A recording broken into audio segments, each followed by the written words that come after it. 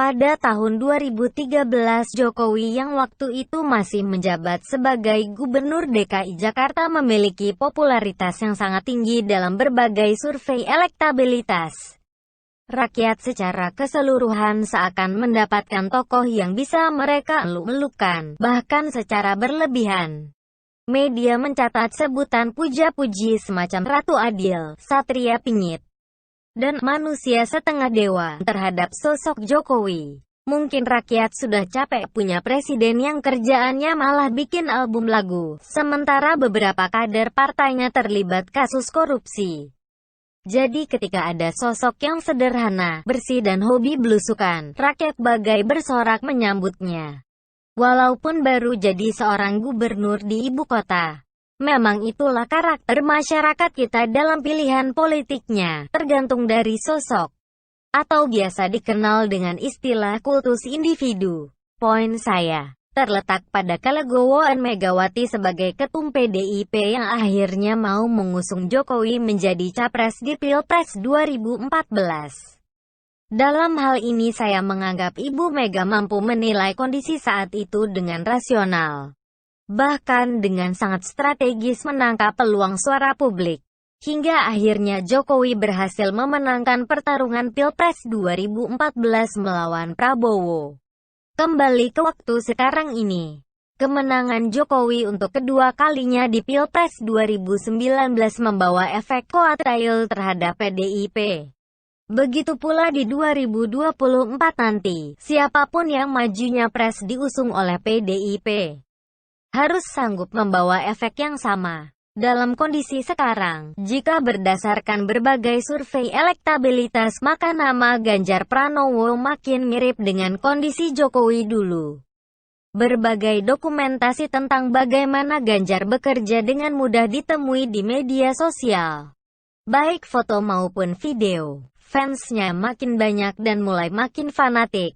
Bahkan Ganjar mulai diserang oleh buzzer dan politisi pendukung Anies. Contohnya ketika Fadlizon menyebut Ganjar mengambil alih pekerjaan tukang parkir. Karena di sebuah video Ganjar terlihat mengatur lalu lintas. Padahal saat itu Ganjar mengatur lalu lintas jalan yang kena banjir rob sambil memerintahkan jajarannya menurunkan personel ke sana. Ya, Ganjar sedang bekerja, sedangkan Fadlizon seperti biasa sedang nyinyir, dan saya sebut sedang membela Anies. Ya memang dalam beberapa survei elektabilitas Ganjar sudah mengalahkan Anies. Padahal yang disebut sebagai gubernur rasa presiden adalah Anies.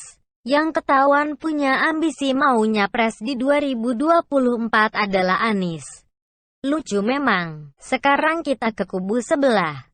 Saya masih mengasumsikan bahwa Gerindra tidak akan satu kubu dengan PDIP di 2024. Apakah Prabowo akan maju lagi nyapres di 2024? Beberapa pihak menyoroti dari segi umur, sehingga Prabowo disarankan lebih baik jadi orang di belakang layar saja. Saya pun cenderung demikian. Siapa lagi selain Prabowo? Ya, Anies dong. Bagaimana dengan AHY?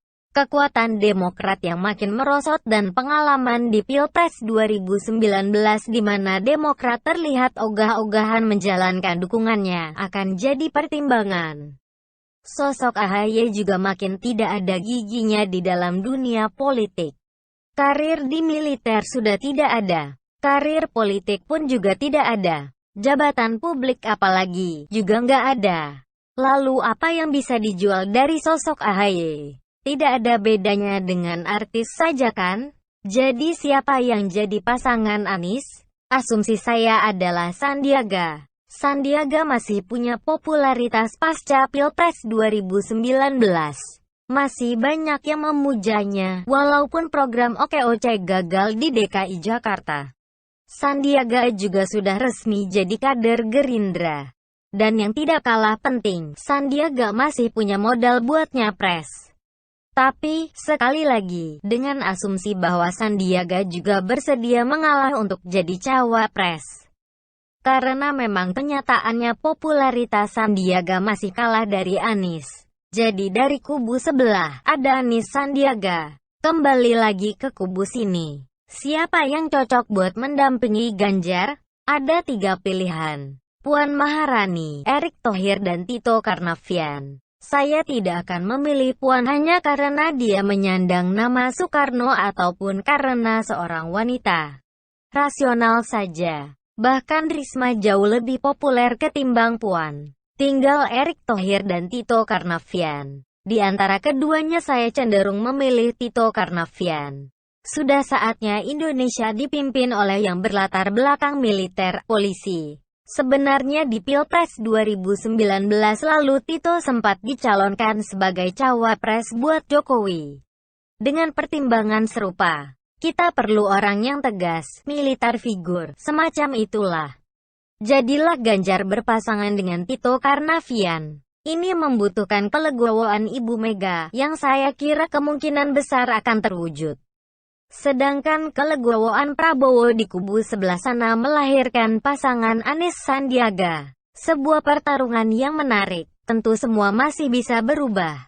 Apalagi jika nanti di tahun-tahun mendatang muncul lagi sosok yang bisa dijadikan Ratu Adil atau Satria Piningit oleh rakyat.